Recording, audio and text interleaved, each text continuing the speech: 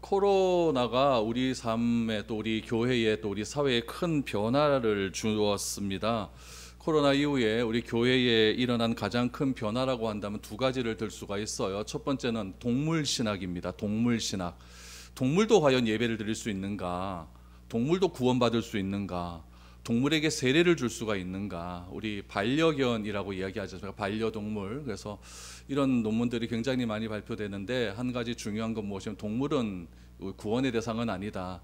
반려동물이라고 부르는 것이 맞는 것이 아니라 우리 애완동물이라고 부르는 것이 맞다. 반려자 그러면 우리 평생을 함께하는 그런 우리 동반자를 반려자라고 하지 않습니까?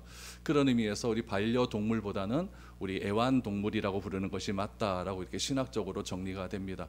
요즘 뭐 이 애완견 때문에 교회에 못 나오는 분들이 많거든요. 일주일 내도록 내가 따로 떨어져 사는데 주일이라도 애완견과 같이 있어야 되지 어떻게 그들과 같이 못 있겠느냐 이렇게 말하는 분들이 많기 때문에 그런 부분에 대한 이제 정리가 이렇게 내려졌습니다. 또 하나는 무엇이냐면 인터넷 예배입니다. 현장에서 예배드리지 않아도 인터넷으로 예배드린다고 하는 의식이 굉장히 넓어진 것은 부인할 수 없는 사실입니다.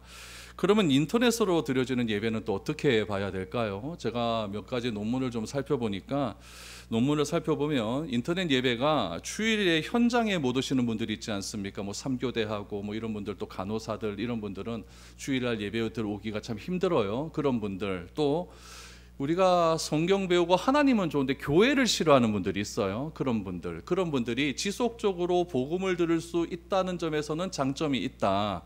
그러나 단점은 무엇이냐? 우리 교회의 본질적 가치가 무엇이라고 했죠? 참여와 봉사라고 하지 않았습니까? 코이노니아, 디아코니아.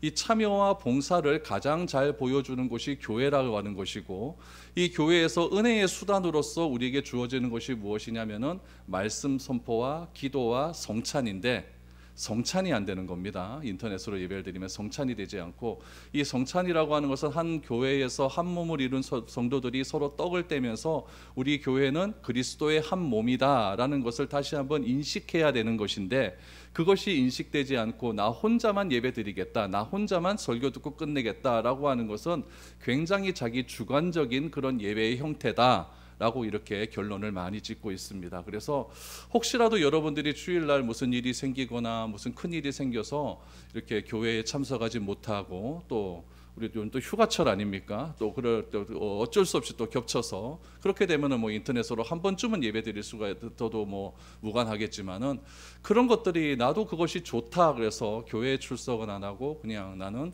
혼자서 신앙생활하겠다라고 하는 것은 굉장히 잘못된 신앙생활이고 잘못된 신학이다라는 것을 우리가 기억하셨으면 좋겠습니다. 그래서 이 신앙이라고 하는 것은 우리가 예배드림이라고 하는 것은 나의 기준이 중요한 것이 아니라 하나님의 기준이 중요한 겁니다.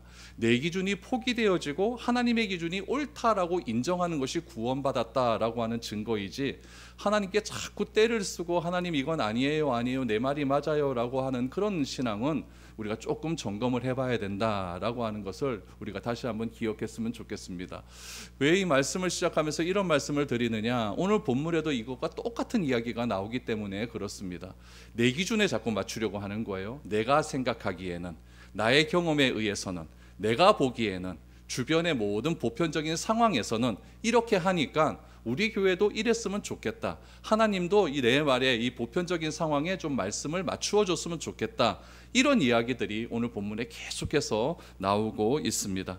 오늘 이런 말씀들을 한번 생각해 보면서 우리가 어떤 기준으로 우리가 신앙생활을 해야 되는가 다시 한번 자기 자신을 점검하고 또 자기 자신의 그런 신앙생활을 다시 한번 되돌아볼 수 있는 그런 시간이 되었으면 좋겠습니다. 사무엘을 통해서 하나님이 말씀이 선포되는 시기, 이 시기가 어떤 시기였냐면은 사사시대입니다. 사사시대 끝물이죠. 사사시대 끝물에 어떤 일이 있었느냐? 이스라엘은 다른 나라와는 다른 제도가 있었다라는 이야기죠. 이스라엘 주변의 나라는 어떤 제도를 가지고 있었냐면은 왕 중심의 왕이 통치하는 그런 제도를 가지고 있었습니다. 근데 이스라엘은 어떤 제도를 가지고 있었느냐? 왕은 있긴 있어요. 그런데 그 왕이 보이질 않습니다. 보이지 않는 왕이고 그 왕이 보이지 않으니까 말씀으로 한 사람을 택해서 그 사람에게 말씀을 전하면 그 사람은 그 말씀을 이스라엘 백성들에게 전하는 그런 통치 제도를 가지고 있었어요. 어떻게 보면은 왕의 통치 제도가 맞기는 맞는데 그 왕이 보여요, 안 보여요? 안 보이니까 일단은 보이는 사람을 통해서 나라를 다스렸다. 그 사람이 누구였느냐? 사사였고, 그 사사의 오늘 대표적인 사람이 나오는데 그 사람은 사무엘이었다라는 사람이 오늘 등장을 하게 되죠.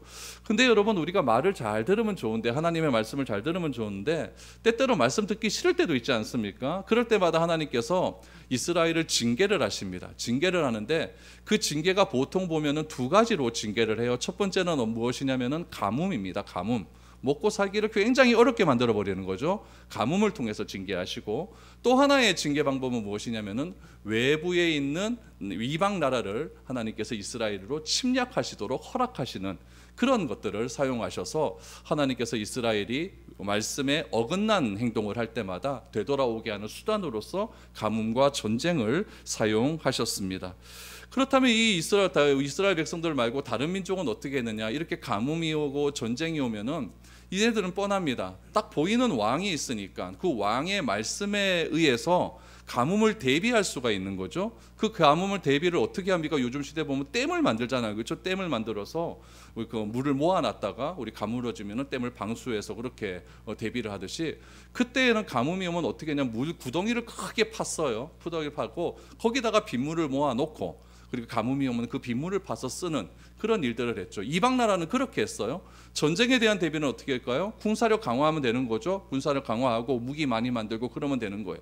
근데 이스라엘 백성들은 이 가뭄에 대비해서 웅덩이를 만든다, 이거를 하나님이 굉장히 싫어하셨어요. 왜냐하면은 하나님께서 징계를 내리실 때 나는 이거 내가 대비할 수 있는 웅덩이가 있다 이렇게 생각을 하고, 뭐 하나님께 징계 내둬도 괜찮아, 나는 내가 믿는 게 있으니까, 이런 식으로 해서 가뭄의 그런 징계를 사람 스스로 어떻게 헤쳐나가려고 하는 그런 마음들이 많았거든요. 또 전쟁도 가만히 보면 이상하게 얘네들은 전쟁을 해요. 하나님의 말씀대로 하면 이기고 말씀대로 안 하면 지는 거예요. 전쟁 한 번도 안 하고 서로 격투기도 안 하는데 그냥 성 뺑글뺑글 돌면은 이겨요. 그 다음에 또 뭐 얼마 되지도 않는 병력을 가지고 그냥 나가서 싸우면 그게 또 승리가 할 수 있는 거예요.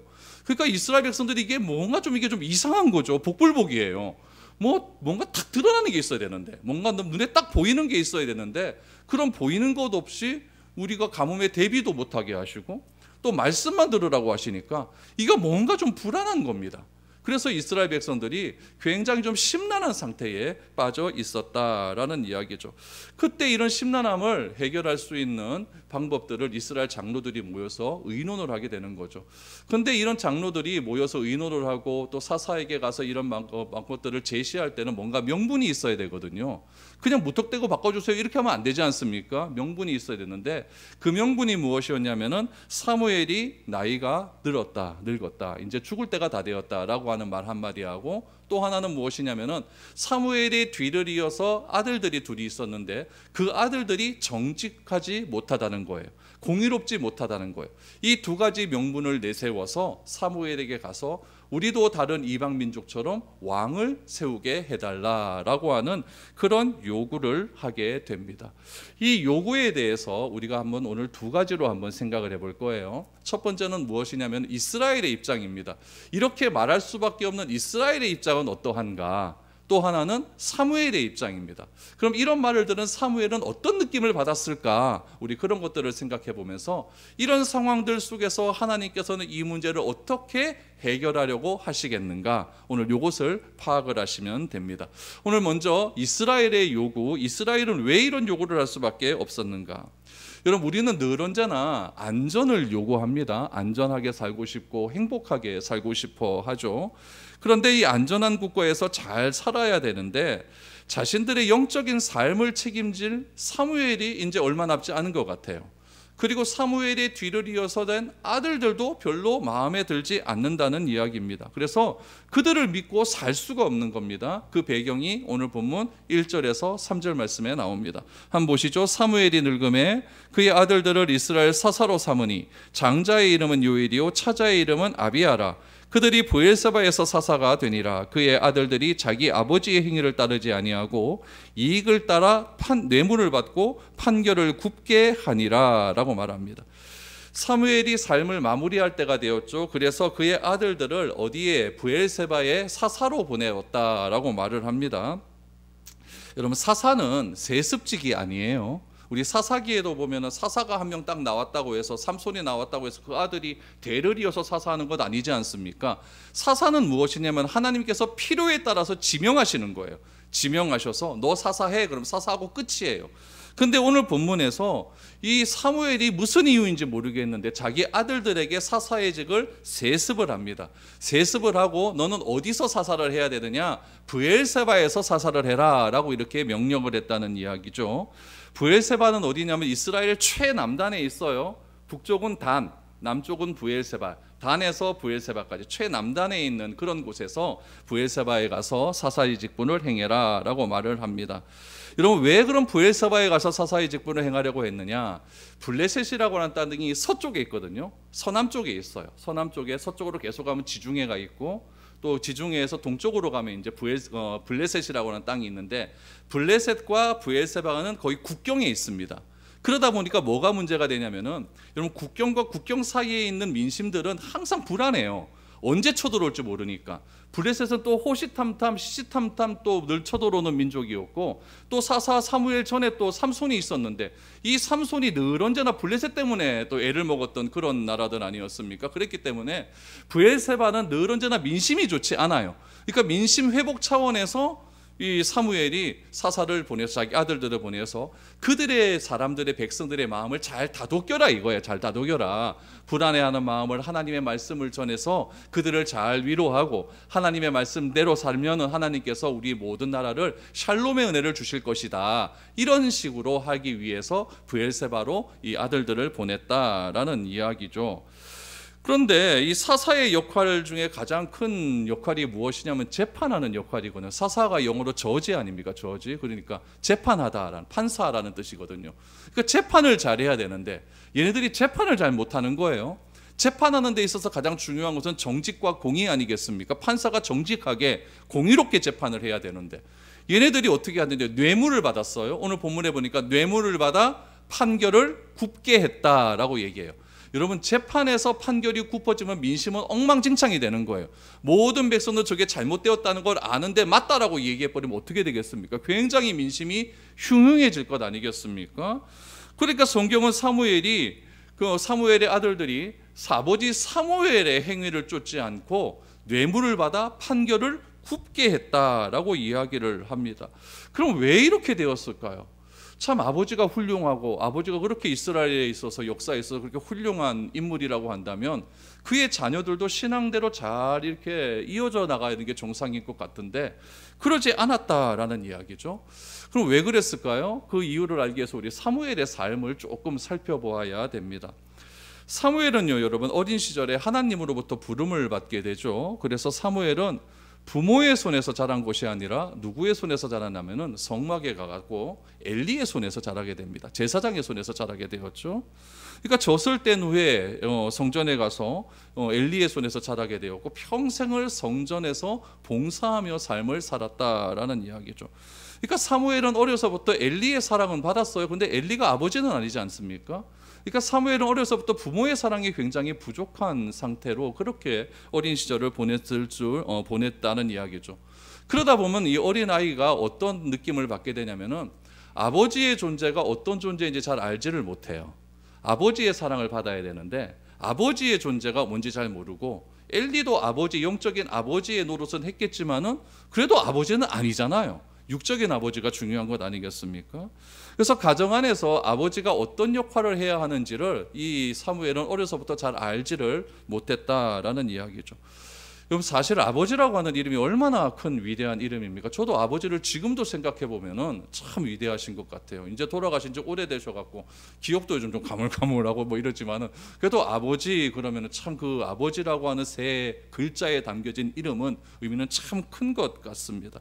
좋은 아버지 밑에서 인격과 인성과 신앙 교육을 바로잡고 자란다는 것은 너무나 귀하고 귀한 일이겠죠. 그러나 사무엘은요, 너무 일찍 아버지를 떠났어요. 아버지를 떠나 성전에서 살았기 때문에 아버지의 존재를 잘 알지 못했고 아버지의 역할이 무엇인지 잘 경험하지 못했고 또 그 결과 자녀들에게 아버지의 사랑을 보여주지 못했다라는 이야기죠. 아이가 처음으로 눈을 똑 떠가지고 엄마가 이렇게 보면서, 아버지가 엄마가 보면서 그 애한테 뭐라고 이야기합니까? 난 너 엄마야 아빠야 이러지 않습니까? 그렇죠? 그러면은 이 아이는 의식적으로, 아직 그때는 뭐 옳고 그름을 판단하지 못했지만은 그냥 어린 시절 엄마 아빠라 그러니까 그분이 엄마 아빠인 줄 믿고 자라는 거예요. 믿으면서 그렇게 저분이 우리 엄마고 우리 아빠구나, 그러면서 이렇게 그 아버지의 어머니의 사랑을 받으면서 그렇게 자라는 거죠. 그러니까 이 자녀들에게서 첫사랑은 누구냐? 부모의 사랑이에요. 이 부모의 사랑이 그래서 굉장히 중요하다라는 이야기죠. 그래야 자녀들에게도 자기가 받은 부모의 사랑이 크니까 내가 낳은 자녀들에게도 내가 받은 부모의 사랑을 나도 이렇게 전해야 되겠구나라고 하는 그런 마음이 생기는 거죠. 억압적인 부모 밑에서, 완전히 폭력적인 부모 밑에서 그런 자라난 자녀들은요, 자기가 자녀를 낳아도 그렇게 억압적이고 폭력적으로 대하는 그런 것들이 굉장히 많이 있다는 것을 알게 된다는 이야기죠. 그래서 부모의 사랑을 경험하지 못하면 자녀들이 어떻게 되느냐? 다른 곳에서 사랑을 찾으려고 합니다. 나도 사랑받고 싶거든요. 사무엘의 자녀들에게 이런 아픔이 있었을 것이다 라고 하는 것은 굉장히 우리가 예상할 수 있는 것이죠. 또 한 가지는 무엇이냐면은 부모가 사회적으로 너무나 위대해요. 너무나 잘났어요. 그러면 자녀들이 굉장히 억눌리게 됩니다. 무엇을 해도 아버지 그늘 밑에 있을 수밖에 없는 거예요.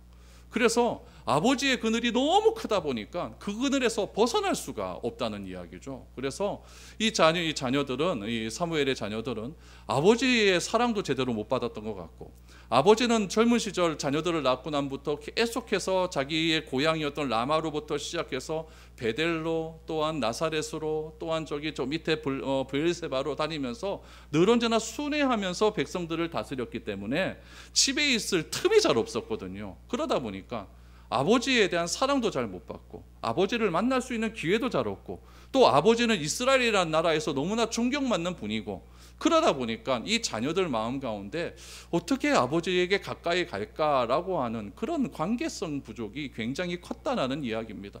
요즘은 여러분 잘난 아버지 만나면 금수저다 다이아수저다 그래갖고 굉장히 잘 나가는 경우가 있기도 하지만은 오늘 보편적인 상황에 보면 그런 가정 가운데 아픔은 틀림없이 존재했다라는 것을 알 수가 있습니다.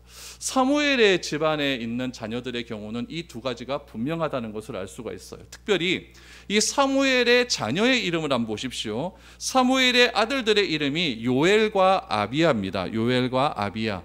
요엘이라고 하는 뜻은 무엇이냐면 여호와는 하나님이시다. 얼마나 이름이 좋습니까? 여호와는 하나님이시다.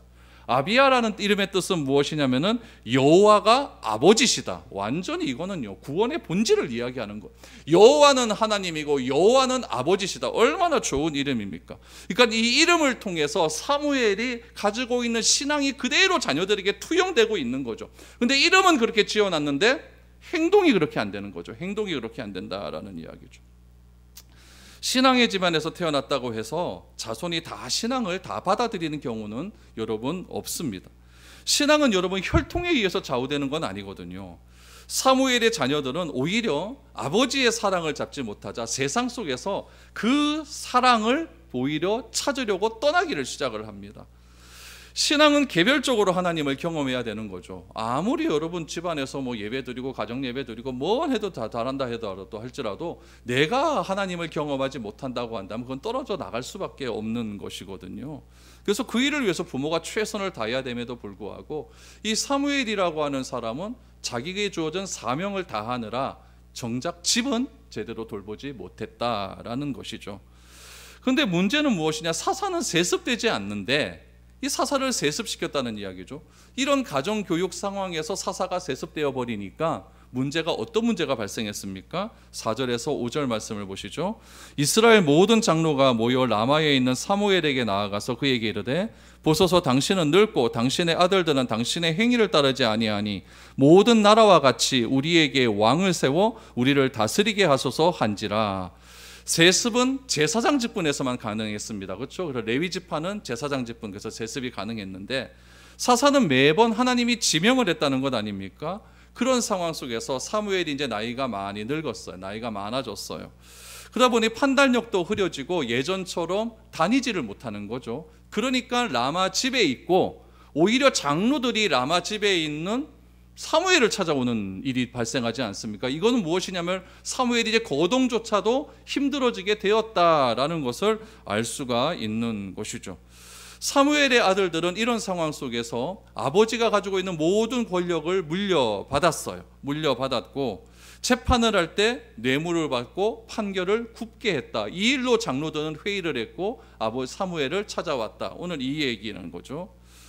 이렇게 모든 여론이 등을 돌리게 되면은요, 여러분 우리 지식이나 또한 인간적인 힘으로는요 도저히 버티기가 어려운 상황을 발생하게 됩니다. 원칙적으로 하면 어떻게 되는 것이 맞느냐? 이 사무엘의 두 아들의 죄는 누가 판단해야 될까요? 하나님이 판단해 버리면 됩니다. 뭐 죽여버리든지 뭐 쫓아내버리든지 이렇게 하면 그만이에요. 백성들은 뭐 해야 될까요? 이 일을 놓고 하나님께 기도하는 게 맞겠죠. 하나님, 우리에게 새로운 지도자를 주십시오라고 기도하는 것이 맞습니다. 그러므로 하나님이 재판장이 되어 주시어서 하나님이 사사가 되는 거죠. 하나님이 사사가 되어 주시어서 사무엘의 아들에 대한 잘못된 행위에 대한 판결을 해달라고 이스라엘 백성들이 사무엘에게 가는 것이 아니라 하나님께 가는 것이 옳았다라는 이야기죠. 하나님은 훗날 사무엘보다 더 훌륭한 지도자를 예비해 두고 있었어요. 그분이 누구였을까요? 다윗 아닙니까? 그런데 오늘 본문에 나타난 이런 일 때문에 하나님께서 이들의 요구를 마지못해 허락하셔서 세운 사람이 누구였느냐? 사울이었거든요.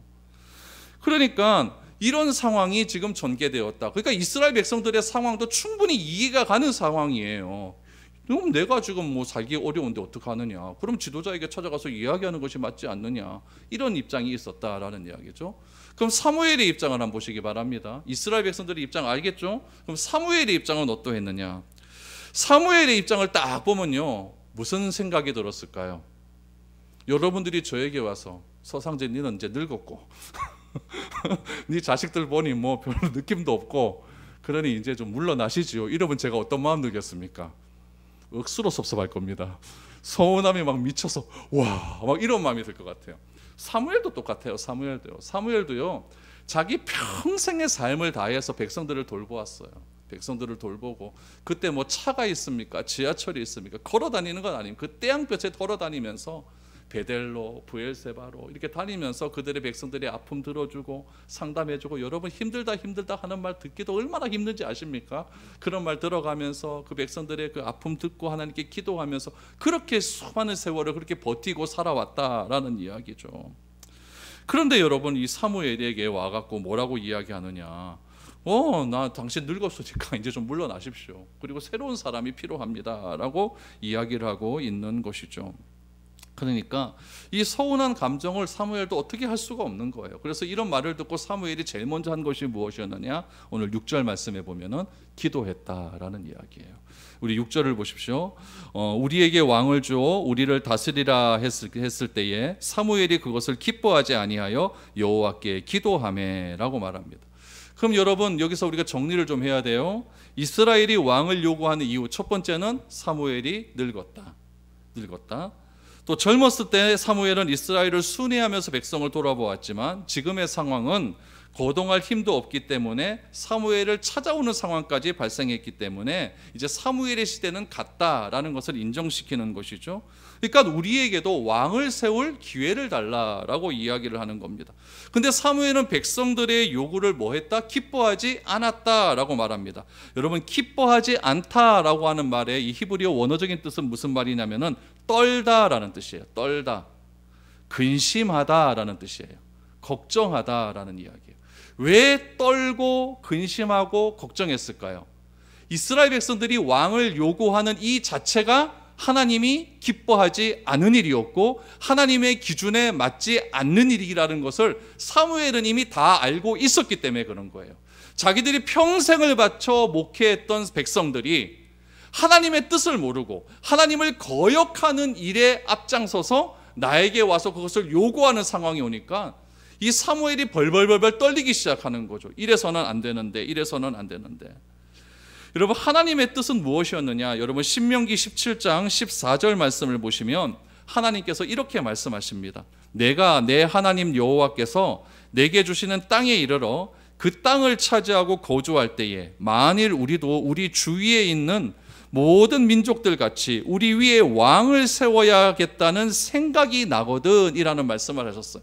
그러니까 하나님은 이미 가나안 땅에 들어가기 전에 이 이스라엘 백성들이 왕을 요구할 것을 알았다 몰랐다? 알고 계셨다는 이야기예요. 그런데 왕을 세움에 있어서 이 왕의 제도를 무엇이라고 이야기하냐면은, 여러분 6절 다시 말씀해 보면은 우리를 다스리게 하라라고 이렇게 말씀을 하는데, 얘네들의 입장을 우리가 다시 한번 보세요. 우리 5절 말씀을 보시면은, 5절 말씀을 보시면은 뒤쪽에 보면은 모든 나라와 같이 우리에게 왕을 세워라고 이야기했어요. 그러니까 기준이 얘네들이 어디에 있냐면은 하나님께 있는 것이 아니라 어디에 있어요? 이방 민족에게 있는 거예요. 우리가 지금 사무엘에게 와서 요구하는 그 기준, 그 근거가 무엇이냐? 모든 나라처럼 우리도 왕이 있어야겠다라는 거예요. 이걸 가리켜서 성경은 뭐라고 이야기하냐면 타협이라고 이야기를 해요. 세상의 제도를 교회 안으로 가지고 들어오는 거예요. 나의 신앙의 기준과 나의 어떤 무엇인가를 판단하는 기준이 있는데, 그 판단의 기준이 하나님께로 나아가는 것이 아니라 세상의 보편적인 기준으로 나의 판단의 기준을 삼는 것, 그걸 뭐라고 한다고요? 타협이라고 이야기하는 거예요. 지금 이스라엘 백성들이 사무엘에게 와서, 평생 목회한 사무엘에게서 와서 하라는 이야기는 무엇이냐면, 내가 타협할 테니까 당신이 허락해달라는 이야기입니다. 얼마나 무시무시한 이야기입니까? 이런 이야기를 들으니까 사무엘이 떨지 않을 수가 없는 거예요. 근심하지 않을 수가 없는 거죠. 굉장히 힘든 상황에 처해 있다라는 이야기죠. 그래서 사무엘이 취한 자세는 무엇이냐? 하나님께 기도하기 시작을 했다라는 이야기. 저는 오늘 이 말씀을 가만히 보면서 사무엘과 나와 다른 점이 이거구나. 사무엘은 기도하는데 나는 이러면 어떻게 이럴 수 있느냐라고 이렇게 막 따지고 들고 막 그냥 성질이 나가지고 막 분노에 차서 막 그럴 것 같은데, 이 사무엘은 어떻게 했냐? 이 섭섭한 마음을 하나님께 그대로 다 토로하기 시작을 합니다. 여기서 우리가 적용해야 될 점이 하나 있어요. 우리 그리스도인과 세상 사람들의 다른 점이 하나 있다는 이야기죠. 그것은 무엇이냐면은, 우리 안에 있는 모든 감정을 우리가 토해낼 수 있는 대상이 있다는 이야기예요. 그 대상은 누굴까요? 바로 하나님이라는 이야기입니다. 우리가 살아가면서 상한 마음이 있을 수가 있죠. 아픈 마음도 있을 수가 있어요. 근심하며 걱정하는 그런 마음이 누구에게나 다 존재합니다.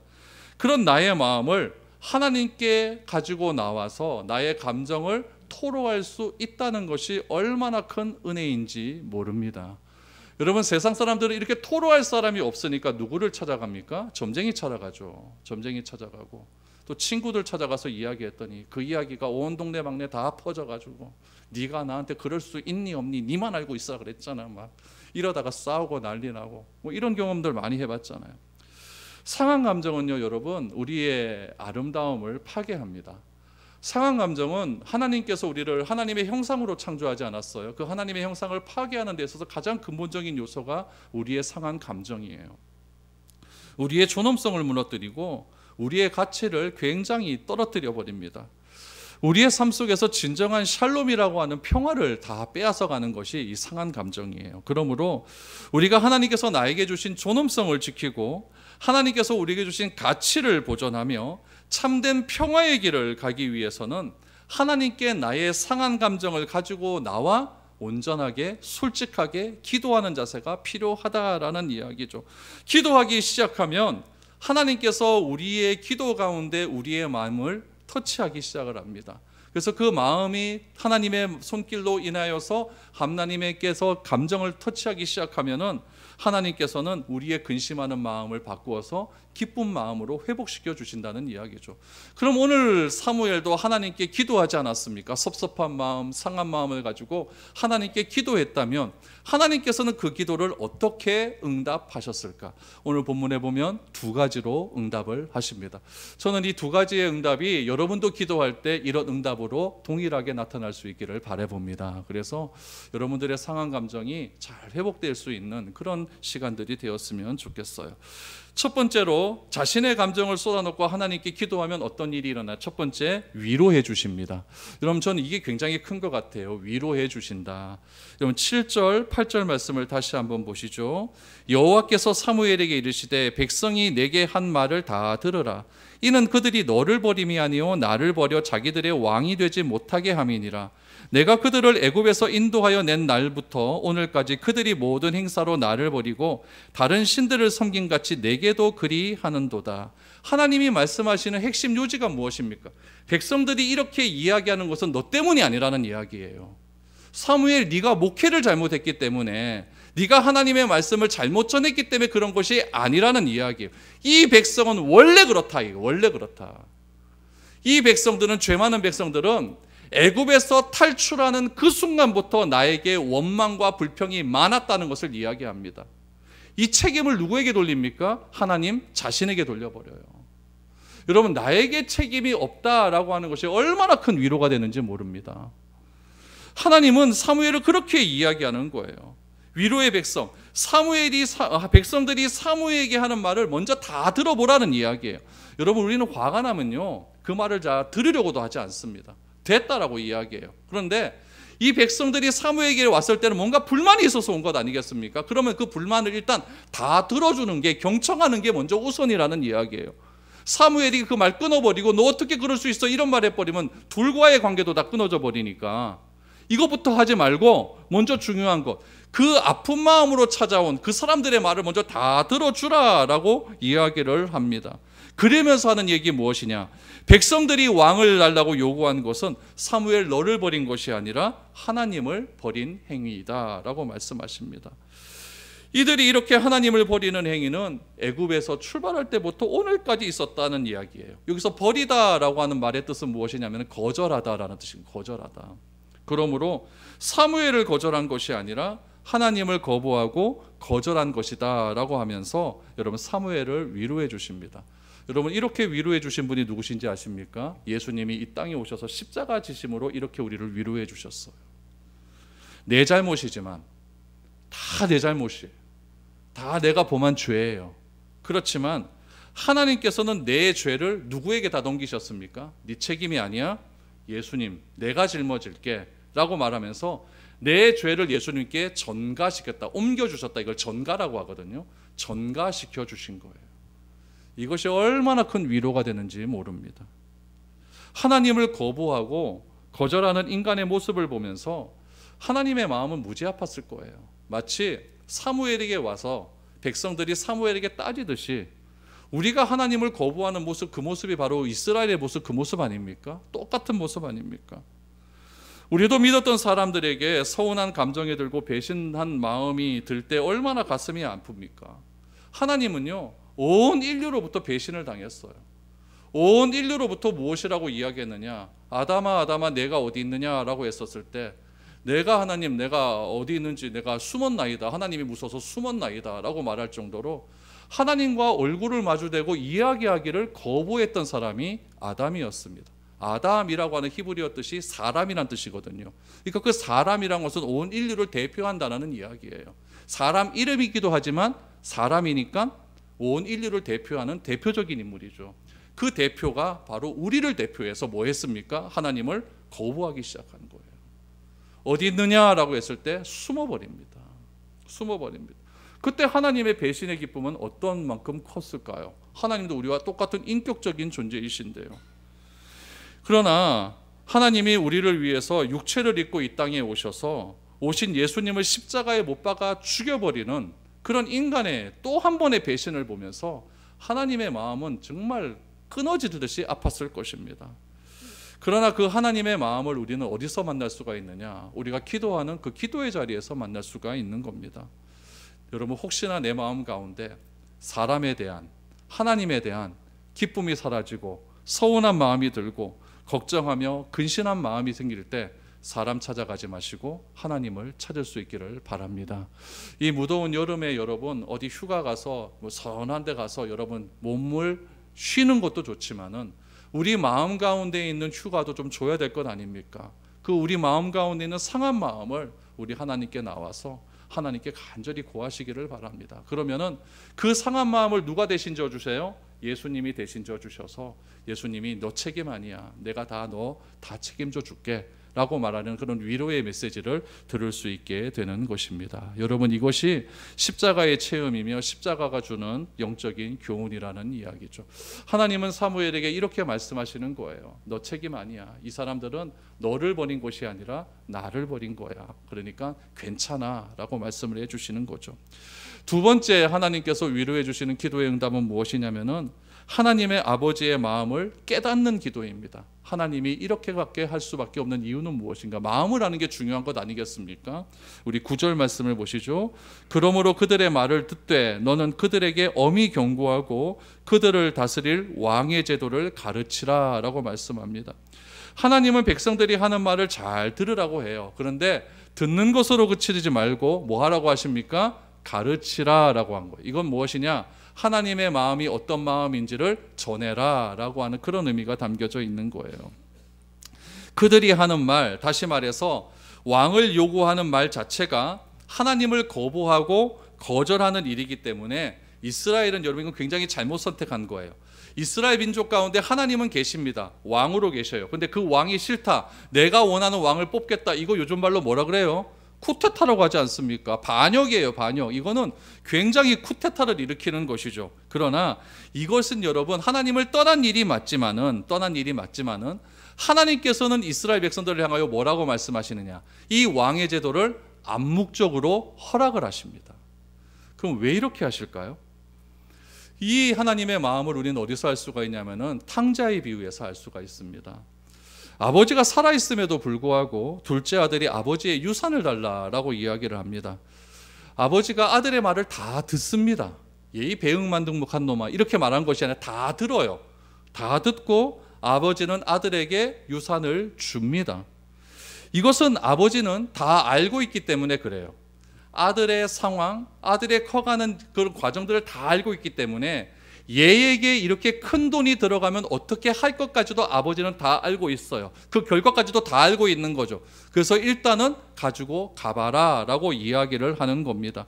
재산을 다 탕진하고 아버지께로 다시 돌아올 것을 알기 때문에 아버지는 이 아이가 떠난 날 그날부터 집 밖에 나가서 아들이 돌아오기까지 기다리는 겁니다. 여러분, 돌아온다는 확신이 없으면 못 기다리죠. 그러나 믿기 때문에, 알기 때문에 기다리고 있는 것이죠. 그러면 여러분, 왜 아버지는 처음부터 아들을 말리지 않았을까요? 그 이유는 무엇이냐면 하나님 아버지의 마음이 그렇기 때문에 그런 거예요. 무슨 말이냐면은 자식들의 선택을 존중해 주는 마음이에요. 자식들이 하는 선택을 아버지가 봤을 때는 다 아는 거지만은 너 잘못했어라고 나무라는 것이 아니라 그 아버지가 자식들의 선택을 존중함을 통해서 이 자식이 스스로 아버지께 돌아오기를 원하는 그런 마음을 아버지는 원하고 있었다는 거죠. 이 자식의 선택을 요즘 조금 어려운 신학적인 용어로 무엇이라고 얘기하면 자유의지라고 이야기해요. 하나님께서 만약 우리에게 선택할 수 있는 권한을 주지 않았다면 내가 조금만 잘못했으면 난 다 죽습니다. 다 죽어버려요. 그러나 나가 때때로 잘못된 선택을 할 때도 하나님께서 그것을 암묵적으로 허락하신다는 이야기예요. 허락을 하시고 그것이 잘못된 것을 내가 알게 되었을 때 돌아오기를 기다리시는 하나님 아버지의 마음을 우리는 기억해야 된다는 거예요. 오늘 본문에서 하나님은 사무엘에게 다 들어라, 다 들어라. 그리고 들은 그 말씀을 백성에게 가르치라 라고 말씀합니다. 어떤 말씀을 가르쳤을까요? 우리가 아까 읽었던 신명기 17장의 말씀을 가르치는 거예요. 너는 이스라엘 백성들이 왕을 요구하면 어떻게 하느냐? 애굽을 의지하지 말아라. 그리고 말을 의지하지 말아라. 그리고 왕이 선출되면은 너 자식들 다 빼앗아 갈 것이고 너 딸들도 빼앗아 갈 것이고 네가 소득한 것에 세금을 다 거두어 갈 것이냐. 그럼에도 불구하고 왕을 요구할 수도 있다라고 이미 다 말씀해 주셨어요. 그거 다 가르치라는 이야기예요. 그럼 백성들은 어떻게 했을까요? 그 말씀을 듣고도 왕을 요구하기 시작을 합니다. 그래서 자기 눈에 보기에 기준에 맞는 왕을 세우는 거예요. 그 사람이 누구였다? 사울이었어요. 이렇게 전개가 되는 겁니다. 여러분, 우리의 마음은 어떻습니까? 우리는 무엇을 가지고 선택합니까? 오로지 선택의 기준은 내 기준입니다. 내 주변에 보니까, 내 옆집을 보고 내 앞집을 보니까 그 사람도 그렇게 하니까 나도 그렇게 해야겠다는 마음이 얼마나 앞섭니까? 그러나 하나님의 기준이 그것이 아닌 줄도 알면서도 앞집 옆집 다 그렇게 하니까 나도 그렇게 하면 뒤떨어질 것 같아요. 그렇게 따라가는 거예요. 그때 하나님은 뭐라고 말씀하시는지 아십니까? 암묵적으로 허락해 주실 수도 있어요. 중요한 것은 빨리 내가 되돌아오는 겁니다. 그것을 무엇이냐? 구원이에요. 그게 구원이에요. 가던 길을 멈추고 되돌아오는 것이 구원이라는 이야기예요. 하나님은 이스라엘 백성들에게 그렇게 가던 길을 되돌아오라라고 말씀을 해주고 있는 거죠. 그러면서 시작되는 왕정 정치 속에서 얼마나 많은 이스라엘의 왕들이 타락하고 그렇게 하나님을 떠난 삶을 살았습니까? 바라기는 우리 마음 가운데에도 나의 기준이 아니라 내 기준으로 모든 일을 선택해서 그 선택 때문에 내 마음 가운데 상한 마음이 있고 아픈 마음이 있다면 빨리 하나님께 되돌아올 수 있기를 바랍니다. 그래서 하나님께 기도함으로 하나님께서 주시는 참된 위로를 경험할 수 있기를 원합니다. 그래서 진짜 사무엘을 사무엘로 만들어 주신 그 하나님을 신뢰하시고, 그래서 힘들고 어려운 삶이 찾아왔을 때에 실패의 자리에 그대로 앉지 마시고 상한 감정의 자리로 나가지 마시고 기도의 자리로 오셔서 하나님이 주시는 아름다운 삶을 선택할 수 있는 저와 여러분들의 복된 삶이 될 수 있기를 축복드립니다. 우리 찬양